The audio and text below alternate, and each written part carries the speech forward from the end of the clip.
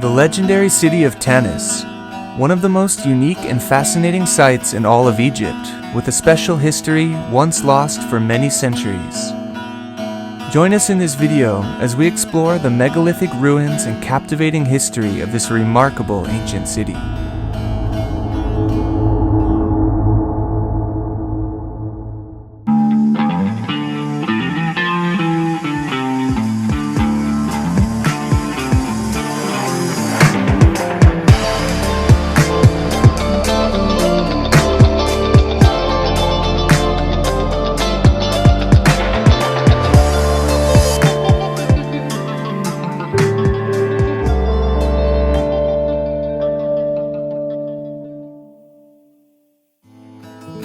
Hey everyone, welcome back to Ancient Presence.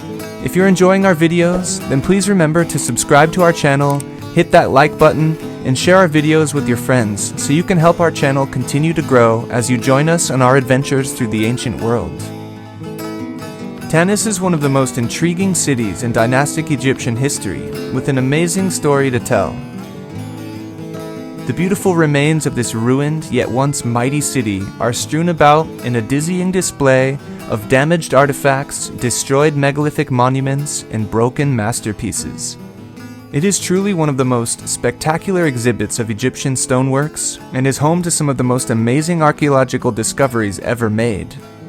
But because of strange luck and bad timing of these findings, the world never fully learned about Tanis, and today tourists rarely visit. It is a great place that's worth visiting though while you're in Egypt, and we definitely recommend you to go see it. However, getting there can be quite a long trip, especially if you choose to take public transport like we did.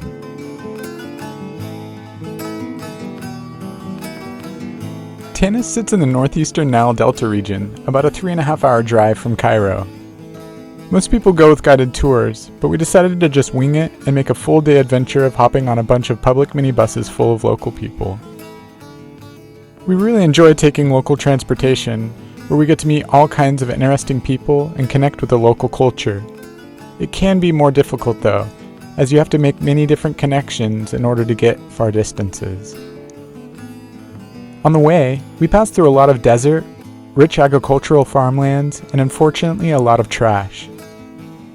Eventually, after some confusion trying to explain where we were going to some taxi drivers who didn't speak any English and probably rarely see tourists, we ended up jumping into a local tuk-tuk for the final stretch of the journey. It's always exciting to take the more adventurous ways of traveling, and we're always down for a good old tuk-tuk drag. After around a 4-hour journey in a bunch of different vehicles, we finally arrived at the site. It seemed like the workers hadn't seen any tourists in a while, and they were very happy to have us around. After we checked in, one of the workers gave us a short tour of some of the stone artifacts on display in front of the main building.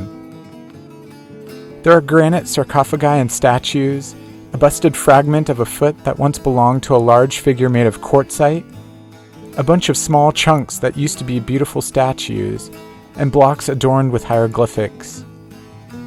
Everything is either heavily damaged or completely broken to pieces.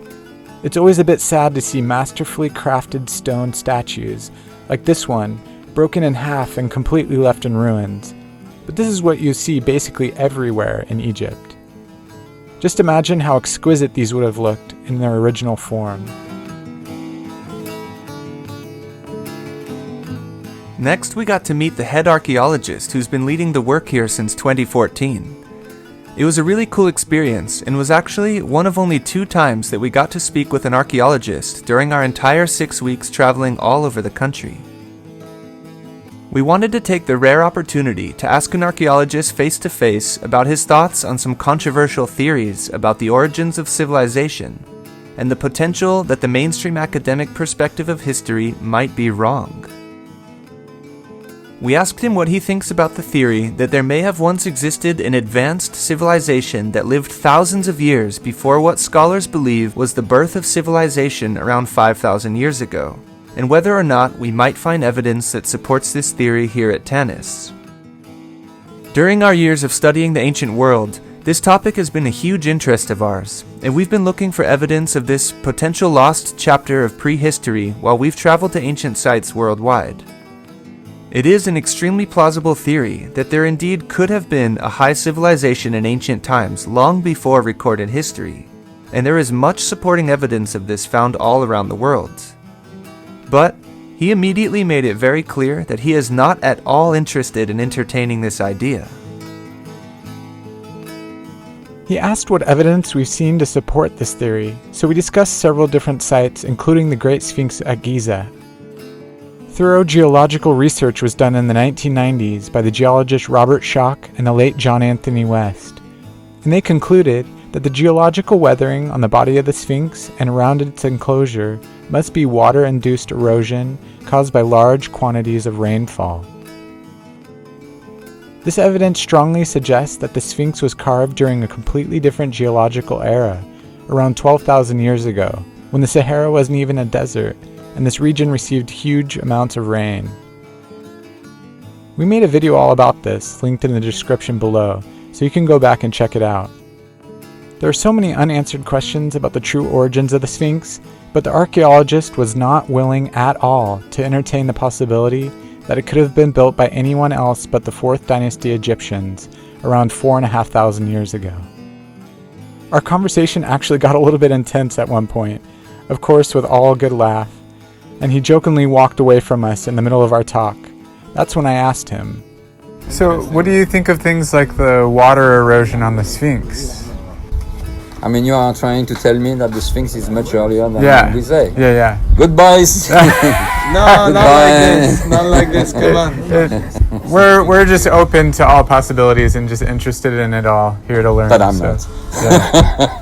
I'm an academic. It was quite an eye-opening experience to get this response from him, and it was very telling about the preconceived prejudices of mainstream academia. There's clearly no room for theories about lost civilizations that would entirely overturn our currently established model of history. We had a good laugh about it though, and still managed to have a great talk, and we did learn a lot of pretty cool stuff from him. But he said we would definitely not find any evidence of a lost civilization here at Tanis. And then he clarified a bunch of things that we had questions about. For example, we had heard a theory that this city could predate the dynastic Egyptians by thousands of years, but he clarified that geologically speaking, it is impossible, because the region actually used to be a swampland. Before the city was built in the 21st dynasty about 3,000 years ago, this region was a marshland full of lagoons, and there was no way anybody could have built a city there. We've heard people like Brian Forrester claim that Tanis was here many thousands of years ago, and that the city was destroyed during an ancient cataclysm at the end of the last ice age. He believes this site was struck by a solar plasma flare that caused immense destruction and left catastrophic heat damage on statues like these, that melted the quartzite from temperatures above 1,000 degrees Celsius. Now, we're not geologists, and we have no idea what caused this type of damage, or whether this is just natural erosion, so we're not quite sure what to think about this theory, but it is definitely intriguing. And, in the last few decades, modern science has clearly proven that there were indeed catastrophic episodes at the end of the last ice age, which caused the period of extreme global climate change known as the Younger Dryas, between roughly 12,800 and 11,600 years ago. We're going to make videos all about this in the future, but to briefly summarize, the Younger Dryas event was a massive episode in Earth's history that drastically changed the world due to large-scale flooding, rapid sea level rise, and gigantic wildfires. This led to the extinction of many of the planet's largest megafauna, including the woolly mammoth and the giant ground sloth, and somehow our ancestors managed to survive through this time period. The scientific evidence points towards the cause of this being from large fragments of a comet striking the Earth. But there are also many people, including Robert Schoch, who believe that it was caused by solar plasma flares, which is what Brian Forrester thinks explains the damage on these statues. Now, there was indeed a global catastrophe at the end of the last ice age, but did it really destroy the city of Tanis? Well, it appears just like the archaeologist said, that this region was previously a swampland, and there was no ancient city here before 3,000 years ago. So if these ancient monuments did witness a cataclysm, they would have had to have seen it from a different location. As it turns out though, most of the stones at Tanis do come from other sites, and their origins definitely predate this city. During the New Kingdom, when the Nile River had changed its course, the 21st dynasty was forced to abandon the previous capital, Pi-Ramses, and move the entire city here, stone by stone, to build Tanis. This means that most of the stones we see here have been repurposed and were originally quarried and carved during an earlier time period. It was very common for the Egyptians to recycle inherited buildings from previous dynasties and reuse them in new constructions, rather than doing all the work to carve them again. This opens up some questions though, like who were the first people to originally carve some of these stones, and just how far back in time did their origins go?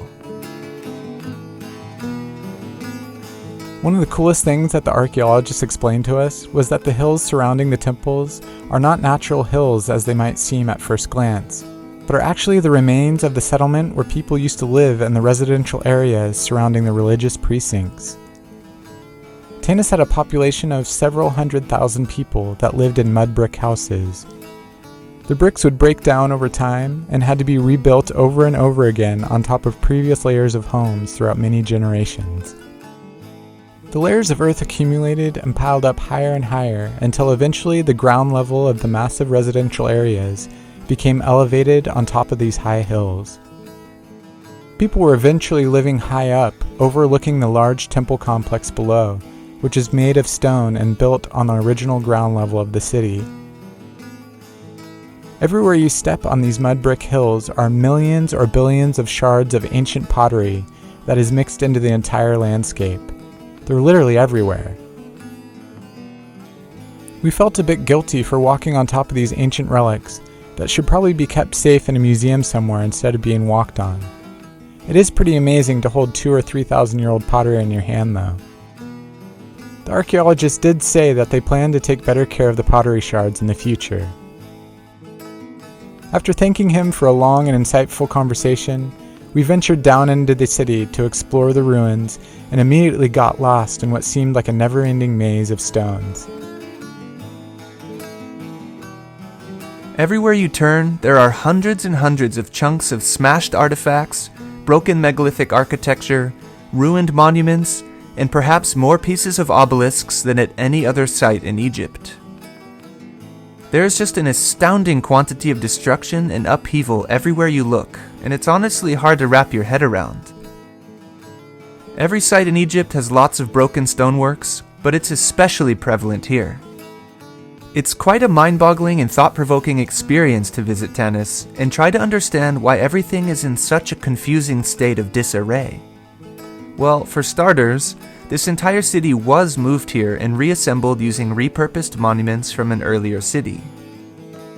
This is why we see hieroglyphics and pieces of older buildings dating back to the Middle and Old Kingdoms, reshaped and piled upside down and sideways on top of each other, which makes some of the constructions here look kind of funny. Over 1,000 years or so, Tanis experienced many different periods of renovation over perhaps 10 to 15 stages of occupation, until it was finally abandoned during the Roman era around 2,000 years ago. At some point, much of the limestone blocks at this site were exploited and pulverized to create lime, and this is why most of what remains here today is granite, a much harder and more durable stone. The fact that granite is one of the harder stones on the planet makes it even more bewildering that such a huge quantity of it has been smashed to pieces. It really makes you wonder what happened here. I mean, look at the size of these enormous stones that have been broken to bits, and imagine just how much force and power would be required to do this. Earthquakes certainly must have played their part, but can that explain all of this? Could pillagers and looters inflict such damage with hammers and chisels? It feels like something unique happened here, but it's hard to find information as to why this site is in such a state of ruin. So if any of you know more about all of this, please leave a comment down below. Another incredible thing to consider is that all the granite came from a quarry in Aswan in southern Egypt, which is more than 500 miles away. It's absolutely amazing that thousands of years ago, this immense amount of stone was quarried from the furthest reaches of Egypt and transported here from so far away. At Tanis, we find extremely large stones that would be exceptionally difficult to lift and transport, and even today we would be very challenged to perform this arduous work. One of the most impressive of them is one of the only remaining pieces of what was once possibly the largest single-piece stone statue ever known to be created in the history of the world. This foot belongs to a statue thought to have been a seated pharaoh, like the Colossi of Memnon, for example, but this one would have been much, much bigger. The Colossi of Memnon on the west bank of Luxor are around 60 feet or 18 meters tall and weigh around 700 tons, which is just astonishingly massive, as you can see here just how small Milo is compared to them. But this gigantic statue here at Tanis is estimated to have been twice the size, at around 100 feet or 30 meters tall, and could have possibly weighed more than 1,500 tons. It would have definitely been one of the largest stones ever cut or transported in history, and it stretches the imagination that it was brought here from more than 500 miles away. Considering what we've been told about the technological capabilities of the dynastic Egyptians and the tools that we found in the archaeological record, we can't help but wonder if there are crucial pieces to the puzzle that are missing that adequately explain how they could achieve this, if it was truly them who did it. Could it be the work of an entirely different, advanced civilization that existed in times of remote prehistory? Do you think modern archaeologists' explanation of history gives a clear picture of how the dynastic Egyptians could have done this? Could the stones at Tanis be pointing to a civilization that is not recorded in our modern textbooks? Join us in part 2 of our series on Tanis, as we delve deeper into the intriguing mysteries of the megalithic origins and mysterious history of this legendary city.